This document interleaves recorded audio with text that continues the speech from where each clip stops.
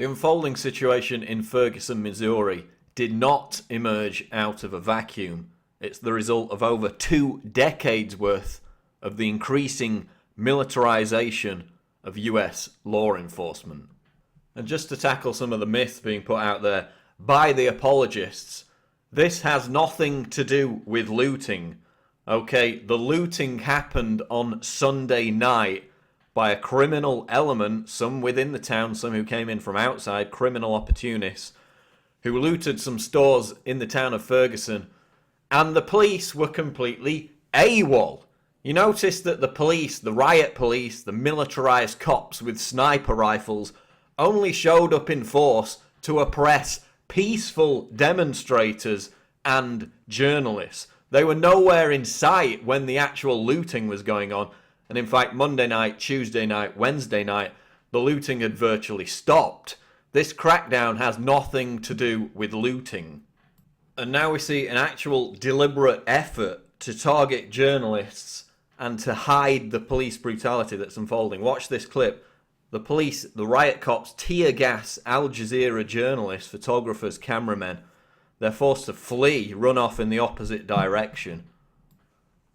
And then, as you can see here in this clip, the riot cops get out of the armoured police car, on which of course we saw the images of snipers positioned. They get out, they dismantle the lighting equipment belonging to the journalists. You can see there snipers trained at the journalists who are trying to flee the scene. Then they point the camera downwards, so further examples of police brutality cannot be documented. Now we have the police acting as actual physical sensors, firing rubber bullets at journalists, tear gas, harassing, intimidating them, and confiscating, dismantling camera equipment. And as we saw again last night, 2 journalists from the Huffington Post, the Washington Post, arrested for the crime of not leaving a McDonald's quickly enough. So again, this has nothing to do with looting. When the looting was actually taking place on Sunday night, the cops were AWOL. But when it comes to silencing free speech and targeting journalists, they're out in full force. And again, in an attempt to prevent reporters from documenting the unfolding police brutality, right before the flashbangs, the smoke grenades, the tear gas was rained down on the protesters and the journalists, the Ferguson police told reporters to turn off their cameras. So what are the true origins of this confrontation, these events unfolding in Ferguson, Missouri? Well, of course, St. Louis County law enforcement agencies are part of the Pentagon's 1033 program, as USA Today reports today. Pentagon-fueled Ferguson confrontation. So they're part of this program where local police departments throughout the country, throughout America, so this is not an isolated case in Ferguson, get access, not only access, cheap access to military equipment such as armoured vehicles, MRAPs, Bearcats, etc., as well as pistols, rifles, guns, etc., that were formerly used in places like Afghanistan and Iraq to hunt insurgents. So now we ask, who are the new insurgents if not the American people? Remember this story we covered back in August last year? Colonel Peter Martino, who was stationed in Fallujah and trained Iraqi soldiers, spoke out at a local New Hampshire council meeting to warn that the Department of Homeland Security and domestic law enforcement were building a domestic army to take on the American people. Remember how the police chief, John Duval, justified a DHS grant to purchase a Bearcat armoured vehicle. He said it was needed to deal with the threat posed by sovereign citizens, free staters, and Occupy New Hampshire activists. So they justified the purchase of the armoured militarised vehicle which was used to hunt terrorists in Afghanistan and Iraq by citing the threat posed by domestic political activists. Which of course all ties into this increasing militarisation, increasing brutality of American policing. We had the big ACLU report recently. War comes home, the excessive militarisation of American policing. SWAT raids are through the roof over the past 20 years. Deaths, injuries, keep on rising as a result of brutal and often mistaken police raids.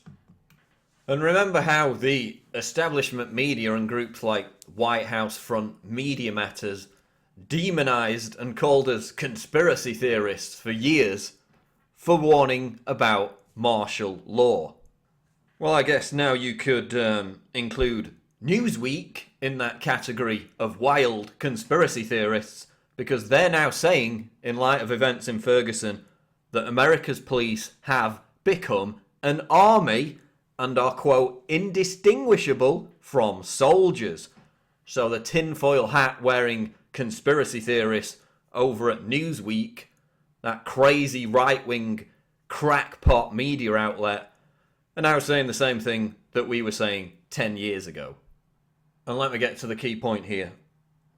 By becoming increasingly militarized and brutal, the state itself is provoking civil unrest by firing tear gas at journalists, by being so aggressive against peaceful protesters.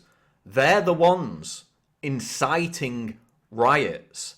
They want the riots. They want the civil unrest to spread, because then they can justify the crackdown against political activists and dissidents that they've been planning for years. Just like we've seen in places like Bolivia, Ecuador and Argentina, they want the riots. They want the IMF riots that Greg Palast exposed back in 2001.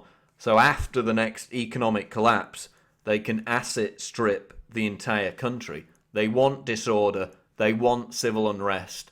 They've been preparing for it for years. We've covered the DHS bullet buys, the riot gear, and now they're openly inciting such riots with this militarized crackdown on the American people.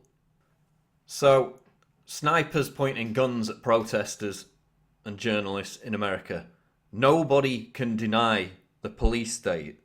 Even Newsweek, for God's sake, is admitting that America's police forces are now standing armies. And just as we saw police and federal rangers pointing guns at Americans during the Bundy Ranch siege, we now see the same thing in Ferguson, Missouri, which of course is a predominantly black community. So it doesn't matter any race, colour, creed, political leaning or affiliation, all Americans equally are victims of this militarised police state, which is why they need to join forces, forget the political differences, and band together to stand up in defence of their common constitutional rights and freedoms, which are being eviscerated, torn apart during this outrageous crackdown in Ferguson, Missouri, which is only going to be seen in other areas of the country. This is Paul Joseph Watson reporting for Infowars.com.